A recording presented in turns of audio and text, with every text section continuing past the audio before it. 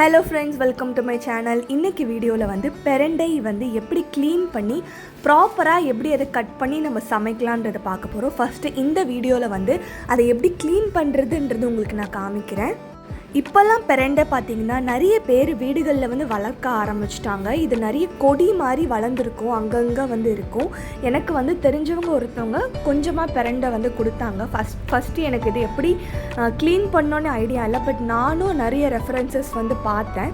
So ப்ராப்பராக இதை எப்படி க்ளீன் பண்ணி ஸ்கின்னும் பீல் பண்ணணும், அதே நேரத்தில் ஓரங்களில் இருக்கிற அந்த ஷார்ப்பாக இருக்கக்கூடிய அந்த ஸ்கின்னையும் நம்ம வந்து பீல் பண்ணி எடுத்தால் மட்டும்தான் ப்ராப்பராக பெரண்டை வந்து நமக்கு கிடைக்கும்.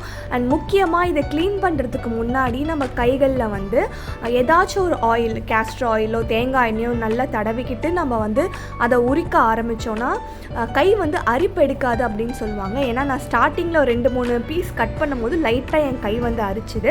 ஸோ இதை வந்து தவிர்த்துக்கிறதுக்காக நம்ம கையில் வந்து தேங்காய் எண்ணெயோ எண்ணெய் இருக்கோ லைட்டாக கையில் பூசிட்டு வந்து நம்ம அதை உரிக்க வந்து ஆரம்பிக்கலாம்.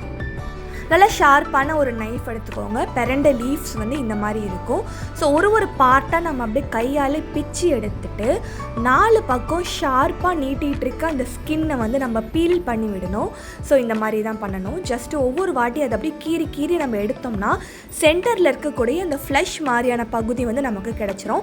அதை தான் வந்து நம்ம துவையலோ குழம்போ அந்த பெரண்டையை வந்து நம்ம யூஸ் பண்ண போகிறோம். ஓரங்களில் இருக்கிற ஸ்கின்னை மட்டும் தான் நம்ம எடுக்க போகிறோம். சென்டரில் இருக்கிறத நம்ம அப்படியே வச்சுக்க போகிறோம். ஸோ இப்போ இந்த வீடியோவில் நான் பண்ணுற மாதிரியே அந்த பெரண்டையோட ஓரங்களில் இருக்கிற அந்த லீஃப், அதை மட்டும் ஷார்ப்பாக இருக்க லீஃப் மாதிரி இருக்கும், அதை மட்டும் நம்ம எடுத்துகிட்டு சென்டர் போர்ஷனை வந்து நம்ம எடுத்து தனியாக வச்சுக்கலாம். ஸோ இதே மாதிரி எல்லா லீஃபையும் 1 by 1 நம்ம வந்து பிரித்து தனியாக எடுத்துக்கணும். இடையில பார்த்திங்கன்னா தேவையில்லாத இந்த என்ன சொல்கிறது, லீவ்ஸ் மாதிரி இலைகள் மாதிரிலாம் இருக்கும், இப்படி ஸ்ப்ரிங் மாதிரி 2-3 இருக்கும், அதெல்லாம் வந்து நம்ம எடுத்து தனியாக கிள்ளி போட்டுடலாம். அதெல்லாம் நமக்கு பிரயோஜனப்படாது.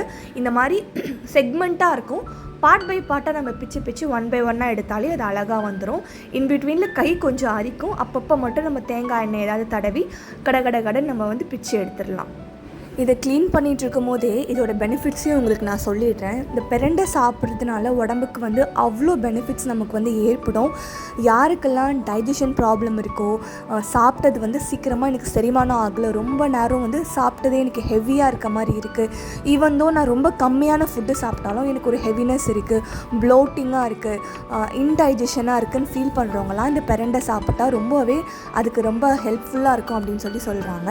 அதுக்கப்புறமா உடம்புல கொலஸ்ட்ரால் ப்ராப்ளம் இருக்கிறவங்க, அதாவது பேட் கொலஸ்ட்ரால் அதிகமாக இருக்குது, இதனால் வந்து கிரேட் 3 அந்த மாதிரிலாம் சொல்லுவோம்ல, ஸோ அந்த மாதிரி ஹெல்த் இஷ்யூஸ் இருக்கவங்க தாராளமாக வாரத்துக்கு 3-4 வாட்டி இந்த பெரண்டையை வந்து துவையல் மாதிரியோ இல்லை குழம்போ இல்லை ராவா எந்த மாதிரி இதை செஞ்சு உங்களுக்கு சாப்பிட பிரியமோ அந்த மாதிரி செஞ்சு சாப்பிட்றதுனால ரொம்பவே நமக்கு ஹெல்த் பெனிஃபிட்ஸ் இருக்குது.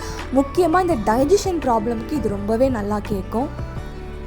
எஸ்பெஷலி லேடிஸ்க்கு வந்து பீரியட்ஸ் டைமில் அதிகமான முதுகு வலி, சில பேருக்குலாம் வந்து இடுப்பு வலி, கழுத்து வலி, இந்த ஜாயிண்ட் இடத்துலலாம் வந்து ரொம்ப அதிகமான பெயின் இருக்கும். கால்சியம் சத்தே வந்து ரொம்ப கம்மியான மாதிரி இருக்கும். எஸ்பெஷலி இந்த ஜாயிண்ட்ஸ், போன்ஸ் ஏரியாலாம் வந்து ரொம்ப வலிக்கும். அப்படி இருக்கிறவங்க வந்து தாராளமாக இந்த பெரண்டை வந்து வாரத்துக்கு 2-3 வாட்டி சமைச்சு சாப்பிட்றதுனால நிறையவே ஹெல்த் பெனிஃபிட்ஸ் இருக்குதுன்னு சொல்கிறாங்க. ஸோ ஃபைனலாக எல்லா பெரண்டையும் அந்த மாதிரி கட் பண்ணி நான் இந்த அளவுக்கு சாப் பண்ணி தனியாக பிரித்து எடுத்திருக்கேன். மிச்சம் இருக்கிறது எல்லாமே வந்து வேஸ்ட்டு தான். சென்டரில் இருக்க ஃப்ளஷ் மட்டும் தான் நம்ம எடுத்து குக்கிங்க்கு வந்து யூஸ் பண்ண போகிறோம். மிச்சம் இருக்கக்கூடிய இந்த ஸ்ப்ரிங்கு மாதிரி இருக்கக்கூடிய எல்லாமே வந்து வேஸ்ட்டு தான். அதெல்லாம் நம்ம தூக்கி போட்டுடலாம். நான் வந்து ஒரு 2-3 இதுவாக தனியாக பிரித்து ஒன்று துவையல் பண்ணலாம், ஒன்று குழம்பு வைக்கலாம்னு சொல்லி எடுத்து வச்சுருக்கேன். ஸோ இந்த பெரண்டையோட ரெசிபி எப்படி பண்ணுறதுன்றது நெக்ஸ்ட் வீடியோவில் நான் போஸ்ட் பண்ணுறேன். கண்டிப்பாக செக் பண்ணி பாருங்கள், நீங்களும் ட்ரை பண்ணுங்கள்.